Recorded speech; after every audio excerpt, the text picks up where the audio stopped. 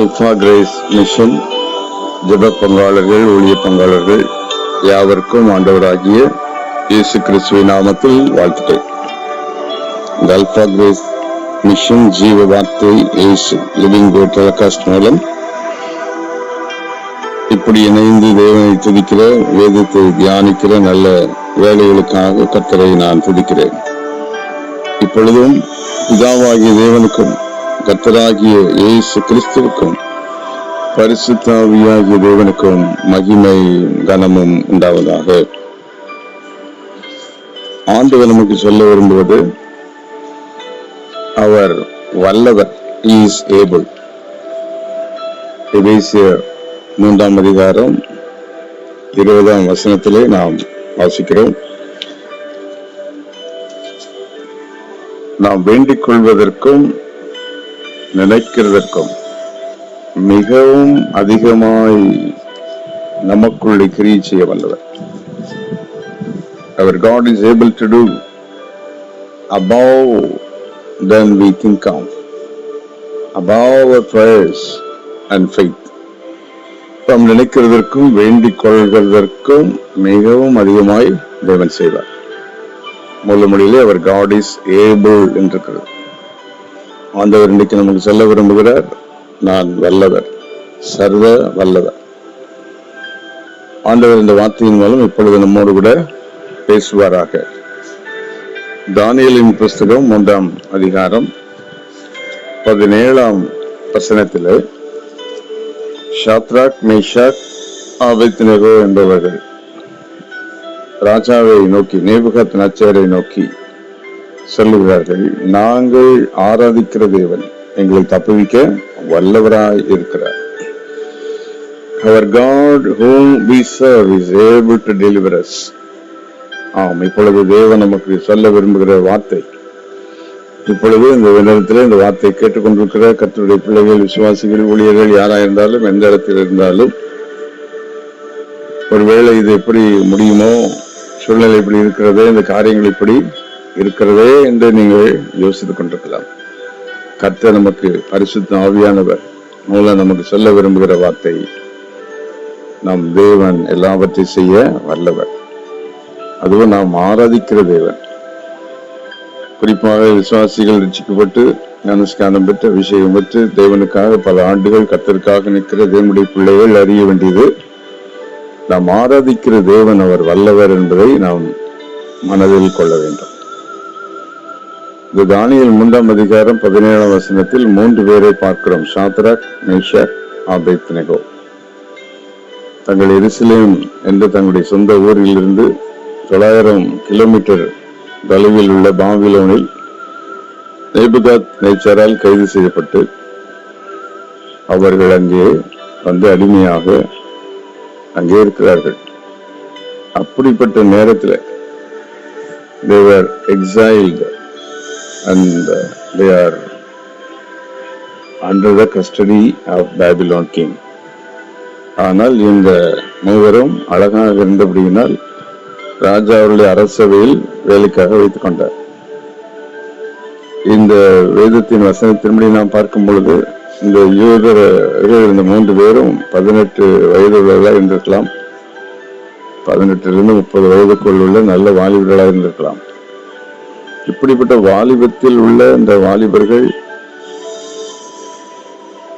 நாங்கள் ஆராதிக்கிற தேவன் தப்புவிக்க வல்லவர் என்று தைரியமாய் சொல்ல காரணம் நமக்கு நல்ல தெரியுது. அவங்க பெற்றோர்கள் அவர்களை நன்றாக பழக்கி ஆபிரகாம், ஈசாக்கின் தேவனையும் வேதத்தின் தேவனையும் அவர்களுக்கு கற்றுக் கொடுத்து அவர்களை வளர்த்திருக்கிறார்கள்.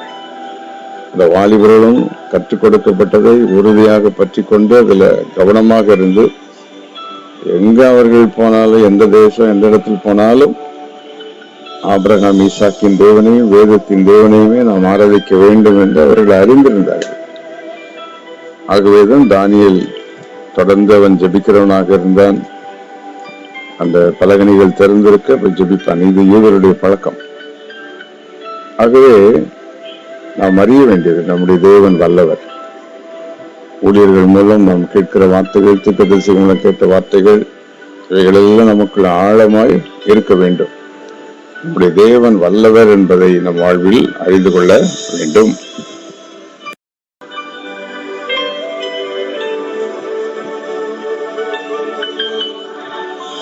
ராஜாவாகிய நேபுகாத்நேச்சார் அவன் ஒரு பிரம்மாண்டமான சிலையை செய்து வைத்து அதை வணங்கும்படி சொல்லுகிற சமயத்தில் தான் இந்த 3 யூதர்களும் சொல்லுகிறார்கள், நாங்கள் ஆராதிக்கிற தேவன் எங்களை தப்புவிக்க வல்லவர். விசுவாசிகளாகி நாம் அறிந்து கொள்ள வேண்டும், நம்முடைய விசுவாசத்திற்கு நாம் யாருக்கும் பதில் சொல்ல வேண்டிய அவசியம் இல்லை. அதில் நாம் உறுதியாக இருக்க வேண்டும்.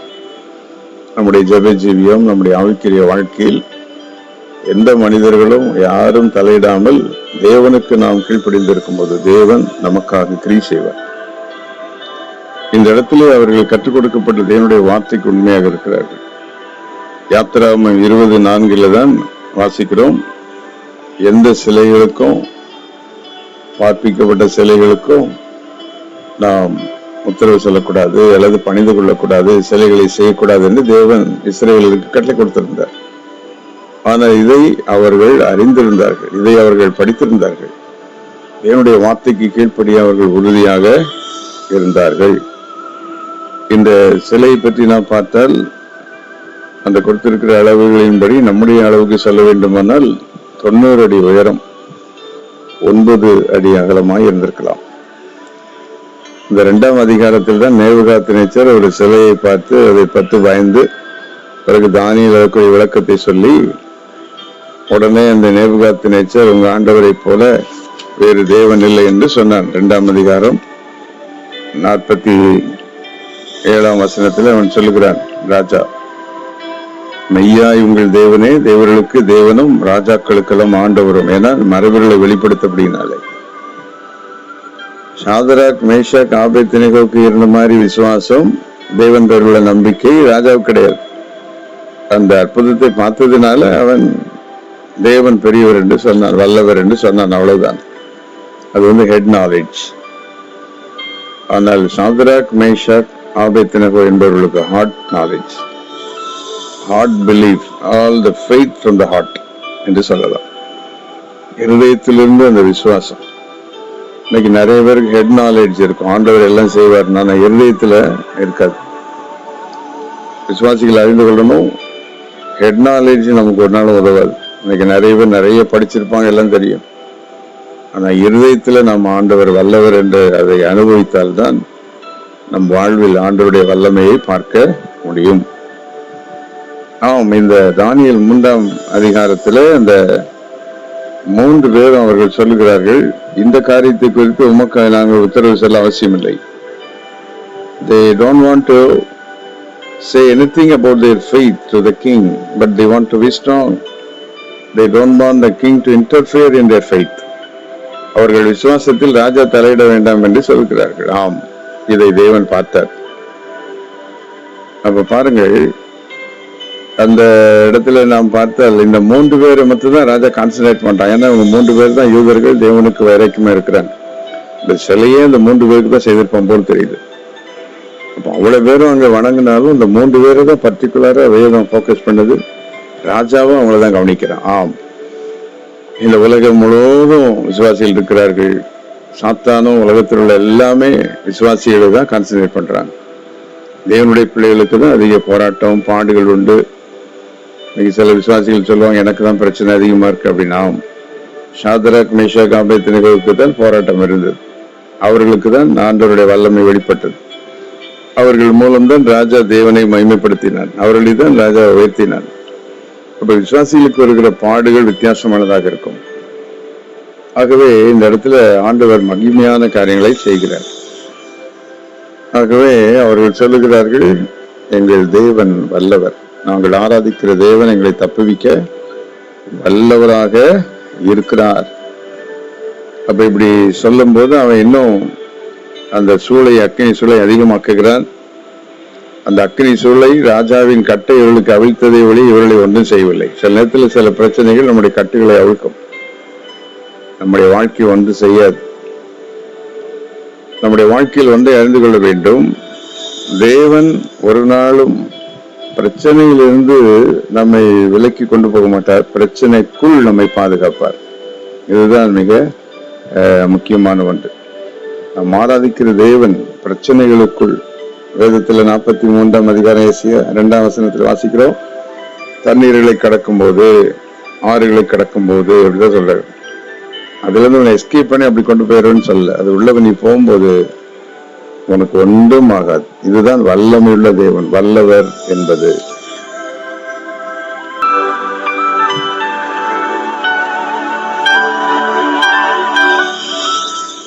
ஆம், ஷாத்ராக் மேஷாக் ஆபேத்நேகோவுக்கு வல்லமையுள்ள தேவனாயிருந்து வல்லமை வெளிப்படுத்தின ஆண்டவர் இன்றைக்கு நமக்கு வல்லமை உள்ளதாய் இருக்கிறார். நாமும் இப்படி சொல்லி தேவனை விசுவாசிக்க முடியுமானால், இன்னைக்கு உலகத்தில் விசுவாசிகளுக்கு 3 விதமான விசுவாசம் இருக்கிறது. Saving faith, gift of faith, trusting faith. Saving ஃபெய்த்னா ரட்சிப்புக்குரிய விசுவாசம், எபேசியர் 2:8. கிஃப்ட் ஆஃப் ஃபெய்த் வரமுள்ள விசுவாசம், ஒன்றை கட்டி எழுப்ப காரியங்களை செய்ய, 1 கொரிந்தியர் 12:9. ட்ரஸ்டிங் ஃபெய்த், தேவனை விசுவாசித்து அவர் எல்லாவற்றையும் செய்வார் என்பது அது ஒரு ஃபெய்த், விசுவாசம். அப்போ எந்த விசுவாசம் இவர்களுக்குள்ள இருந்தது? தானியேலுக்குள்ள, சாத்ராக் மேஷாக்குள்ள இருந்தது. அப்ப நம்முடைய வாழ்வில் தேவன் எல்லாவற்றையும் செய்ய வல்லவர் என்று நாம் தேவனை விசுவாசிக்க வேண்டும். So faith does not see the result, faith sees the ability of God. So the relationship with God depends upon our relationship with God depends upon the ability of God, not the result of God. நம்ம ஜெபம் என்ன பதில் கிடைக்குதோ அப்படின்றதுக்கு நம்முடைய விசுவாசம் இல்லை, தேவன் எப்படிப்பட்டவர் என்பது. So we should depend on the result. We should not depend on the result of God, but we should depend on the relationship of God. ஆகவே என்ன நமக்கு கிடைக்கும், என்ன வரும் அப்படின்றத விட ஆண்டவரோடு கூட இருக்கிற அந்த உறவு நம்முடைய வாழ்வில் மிக முக்கியம். ஆகவே நம்முடைய தேவன் வல்லவர். இப்பொழுது 9 விதமான தேவன் வல்லவர் என்பதை உங்களுக்கு சுட்டி காண்பிக்க போகிறேன். Our God is able in 9 ways in our lives. இன்றைக்கு நம்முடைய வாழ்வில் ஆண்டவர் நமக்கு 9 விதங்களில் வல்லவராய் இருக்கிறார் என்று வேதம் தெளிவுபடுத்துகிறது. நிறைய காரியங்கள் இருக்கிறது, அதில் 9ஐ மட்டும் ஹைலைட் பண்ண விரும்புகிறேன். 1, 2 கொரிந்தியர் 9:8 கிருபையை பெருகச் செய்ய வல்லவராய் இருக்கிறார். நம்முடைய வாழ்வில் கிருபை ரொம்ப முக்கியம். கிருபை இல்லாம ஒன்று செய்ய முடியாது. ஆகவே நாம ஜெபித்து கர்த்தரை தேடி ஆராதித்து தேவனுக்காக இருக்கும்போது நம்முடைய வாழ்க்கையில நம்ம அறியாமலே கிருபை பெருகும். அந்த கிருபையை பெருகச் செய்ய வல்லவராக இருக்கிறார். அந்த கிருபை நம்முடைய வாழ்வில் பெருகுகிறதுனால்தான் வேலையில ப்ரொமோஷன் வருது, விபத்துகளுக்கு பாதுகாக்கப்படுகிறோம், வியாதிகளுக்கு நாம் பாதுகாக்கப்படுகிறோம், எவ்வளவு பிரச்சனைகளுக்கு நம்மை மீட்டுக் கொள்கிறார். காரணம் அவருடைய கிருபை. 2வது எபிரேயர் 7:25 வாசிக்கிறோம், முற்றுமுடிய ரட்சிக்க வல்லவர். அப்படி என்றால் நம்ம என்னைக்கு ரட்சித்தார் அதுல இருந்து கடைசி வரைக்கும் ரட்சிக்க வல்லவர். நீங்கள் பார்த்தால் சிலெல்லாம் பின்வாங்கி போனாலும் கூட மறுபடியும் கர்த்தர் அவரை இழுத்து கொண்டு வந்துடுவார். இந்த ரட்சிப்பு என்பது மிக விலையேறப்பட்டது. நம்முடைய ஆண்டவர் முற்றுமுடிய ரட்சிக்க வல்லவர். சிலருடைய பிள்ளைகள் ஒருவேளை பின்வாங்கி போயிருக்கலாம், கணவன்மார் பின்வாங்கி போயிருக்கலாம், மனைவிமார் பின்வாங்கி போனது போல இருக்கலாம், பிள்ளைகள் ஏதோ டிஸ்டன்ஸ் போன மாதிரி தெரியல, தேவனை விட்டு தூரம் போனது போல தெரியலாம். ஆண்டவர் சொல்லுகிறார் முற்றுமுடிய ரட்சிக்க வல்லவர். Hebrews 7:25. அப்போ ரட்சிப்பு என்பது 7 விதமான ரட்சிப்பு இருக்குது. ஃபைனல் சால்வேஷன் அப்படின்றது. அப்படின்னா ரட்சிப்பு ஒரே நாளில் முடிவதில்லை. நாம் அனுதினமும் அவரிடத்தில் ரட்சிப்பை பெறுகிறோம், அவருடைய ரத்தத்தினால் மீட்பை பெறுகிறோம், வசனத்தினால் மீட்பை பெறுகிறோம். ஆண்டவர் நம்மை ரட்சித்துக் கொண்டே இருக்கிறார். He is redeeming us every time. நம்மை ரட்சித்துக் கொண்டே இருக்கிறார். 3வது ரோமர் 14:4 சொல்லுகிறது, நிலைநிறுத்த வல்லவர்.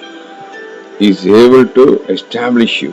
நம்மை நிலைநிறுத்த வல்லவராக இருக்கிறார். விசுவாசிகள் ஒருவேளை ஆரம்ப காலத்துல கஷ்டப்படுவாங்க, ஊழியர்கள் கூட அப்படிதான், ஊழிய ஆரம்பத்தில் கஷ்டப்படுவாங்க. ஆனா ஒரு குறிப்பிட்ட காலம் வந்து அவங்களை எஸ்டாப்ளிஷ் பண்றார். ஆபிரகாமின் வாழ்வில் வாழ்நாள் முழுவதும் அவர் போராடி கொண்டே இல்லை. ஒரு குறிப்பிட்ட காலம் வந்தபோது அவரை எஸ்டாப்ளிஷ் பண்ணிட்டார். யோசேப்பு வாழ்நாள் முழுவதும் குடும்பத்தாரோடு எல்லாரோடும் கஷ்டப்படவில்லை. ஒரு குறிப்பிட்ட காலம் வந்தபோது அவரை எஸ்டாப்ளிஷ் பண்ணார். இப்பொழுது இந்த வார்த்தை கேட்டுக்கொண்டிருக்கிற தேவனுடைய பிள்ளைகள் யாராயிருந்தாலும் கர்த்தர் சொல்லுகிறார், உன்னை நிலைநிறுத்த நான் வல்லவராய் இருக்கிறேன். ரோமர் 14:4. நான்காவதாக யூதாவின் புஸ்தகம் 24ஆம் வசனத்திலே வலுவாதபடி காக்க வல்லவர். Slippery places. இன்னைக்கு நம்முடைய வாழ்க்கையில சத்துரு எப்படியாவது நம்முடைய வழிக்கு போக பண்ணி, ஆண்டவரை விட்டு தூரம் போக பண்ணி, நம்முடைய பிள்ளைகள் குடும்பங்களை ஊழியர்கள் எல்லாம் நாசமான பார்க்கிறேன். ஆனால் வலுவாதபடி அப்படி வழுக்கினாலும் மறுபடியும் தூக்கி நிறுத்தி, அதனாலதான் சங்கீதக்காரன் சொல்லும் போது, கர்த்தர் என்னை கண்மலையின் மேல் நிறுத்தி என் அடிகளை உறுதிப்படுத்தி அப்படிங்கிறார். ஆகவே தேவன் அப்படி செய்ய வல்லவராக இருக்கிறார்.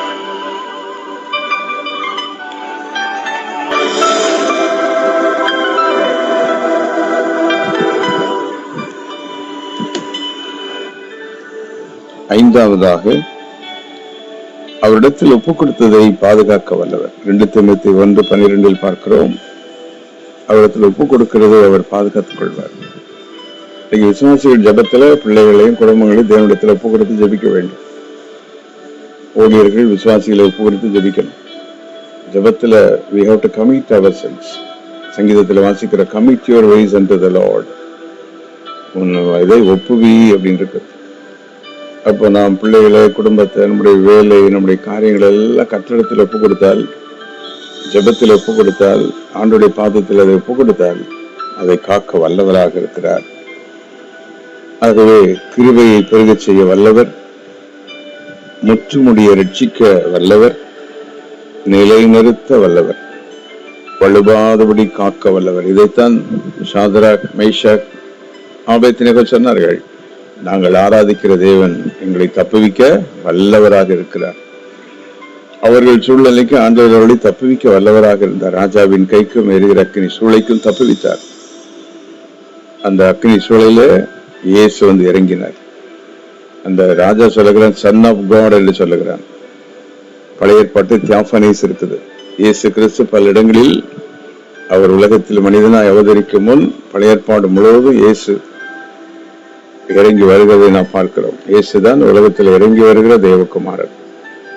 அப்போ அந்த தானியேல் 3ஆம் அதிகாரத்துல ராஜா சொல்லுகிறான், சன் ஆஃப் காட். நம்முடைய வாழ்க்கையிலும் கூட இந்த தேவன் வல்லவர் என்று சொல்லி அவரை மையப்படுத்தும் போது இயேசு வருவார்.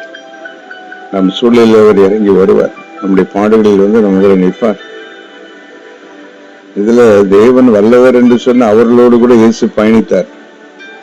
இந்த ராஜா வந்து நின்று பார்த்து 3 பேரையும் வெளியே வர சொல்லுகிறார். ஒருவேளை இயேசுவும் கூட வெளியே வந்துட்டா பார்க்கலான்னு. ஆனா வரல. இயேசு எல்லாருக்கும் தன்னை வெளிப்படுத்த மாட்டார். யாரு அவர் மேல் இருதயத்திலிருந்து ஆழத்திலிருந்து விசுவாசம் வைத்திருக்கிறார் அவர்களுக்கு மட்டும்தான் இயேசு தெரிவார். ஒரே குடும்பத்துல 5 பேர் இருப்பாங்க. எல்லாருக்கும் இயேசு ஒருவேளை அவருடைய வல்லமை தெரியாது. இதுதான் ரகசியம். அதுவே the king could not see Jesus. Jesus did not come out and show himself to the king, but Jesus showed himself to his disciples who were having faith on him. அவர் மேல் விசுவாசம் உள்ள தன்னுடைய சீஷர்களுக்கு தன்னை வெளிப்படுத்தினார். அப்ப நம்முடைய தேவன் கிருபையை பெருக செய்ய, ரட்சிக்க, நிலைநிறுத்த எல்லாம் வல்லவராக இருக்கிறார். ஒப்பு கொடுத்ததை காக்க வல்லவர். 6வதாக அப்போஸ்தலர் 20:12 சுதந்திரத்தை கொடுக்க வல்லவர். He will able to give you inheritance. உலகத்துல சுதந்திரம் என்பது தேவன் கொடுக்கிறதா. நாம நிறைய அக்யூர் பண்ணுவோம். நிறைய சொத்து வாங்குவாங்க, பணங்கள்லாம் இருக்கும். அதான நிறைய நிக்காது. தேவனுடைய பிள்ளைகளானாலும் சரி, யாரானாலும் சரி, ஆண்டவர் அதை வந்து இன்ஹெரிட்டன்ஸா கொடுத்தாதான் நிக்கும். அதனால்தான் அதை நாம பிரதிஷ்டை பண்ணுகிறோம், ஜெபிக்கிறோம், ஆண்டோடைய பாத்துல வைக்கிறோம். ஆகவே சுதந்திரத்தை கொடுக்க வல்லவர். 7வதாக பிலிப்பியர் 3:21 சகலத்தையும் கீழ்ப்படுத்த வல்லவர். He is able to subdue everything. நம்ம வாழ்க்கையில வர எவ்வளவு பெரிய காரியத்தை சப்டியூ பண்ணிடுவார். இந்த 3 பேர் சாத்ராக், மேஷாக், ஆபேத்நேகோ எவ்வளவு பெரிய கிங்ல, இவங்க சாதாரண சின்ன வாலிபர்கள். ஆனா அவ்வளவு பெரிய ஆளை ஆண்டவர் கீழ்ப்படுத்தினார் அவங்களுக்கு. அது மாதிரி அக்கினி சூழல் எவ்வளவு பயங்கரமான சிச்சுவேஷன். ஆனா அந்த அவங்களுக்கு கீழ்ப்படுத்த, நம்ம வாழ்க்கையில வர்ற பிரச்சனை, வியாதி, போராட்டம், கடன் தொல்லைகள், பிள்ளைகள் பிரச்சனை எதுவானாலும் ஆண்டவர் அதை கீழ்ப்படுத்தி விடுவார். ஆகவே அவரை நாம் விசுவாசிக்க வேண்டும். 8ஆவதாக எபேசியர் 3 வாசித்தோம். நினைப்பதற்கும் வேண்டிக் கொள்வதற்கும் அதிகமாய் செய்ய வல்லவர். கடைசியாக ரோமர் 16:26 ஸ்திரப்படுத்த வல்லவர். அசையாதபடி. இன்னைக்கு உலகத்துல ஒரு சின்ன பிரச்சனை வந்து அசைகிற மாதிரி நிறைய விசுவாசங்க இருக்காங்க. சின்ன காத்தடிச்சுட்டா பிரச்சனை வந்துருச்சுன்னா ஐயோ அம்மான்னு உடனே அசைஞ்சிடும். ஆனா ஆண்டவர் ஸ்திரப்படுத்தி நல்ல உறுதியாக நிற்க செய்ய வல்லவராக இருக்கிறார். இந்த வார்த்தைகளின்படி கர்த்தர் உங்கள் அனைவரையும் ஆசீர்வதிப்பாராக. ஜெபம் செய்வோம். சர்வ வல்லமுள்ள தேவனை, இப்பொழுது இந்த வார்த்தை கேட்டுக்கொண்டிருக்கிற நம்முடைய பிள்ளைகளை நீர் குருவை பெருகச் செய்ய, நிலைநிறுத்த முற்றுமுடிய காக்க நீர் வல்லவராக இருக்கிறீர். இந்த வசனத்தை கேட்ட எல்லாரும் நீர் வல்லவர் என்பதை உணரும்படி அவர்கள் வாழ்வில் அற்புதம் செய்ய வழி நடத்தும். பிதா குமாரன் பரிசுத்தாவின் நாமத்தில் ஒவ்வொருவரையும் ஆசீர்வதிக்கிறேன். இயேசு கிறிஸ்துவின் நாமத்தில் கேட்கிறோம் பிதாவே. ஆமென், ஆமென், ஆமென்.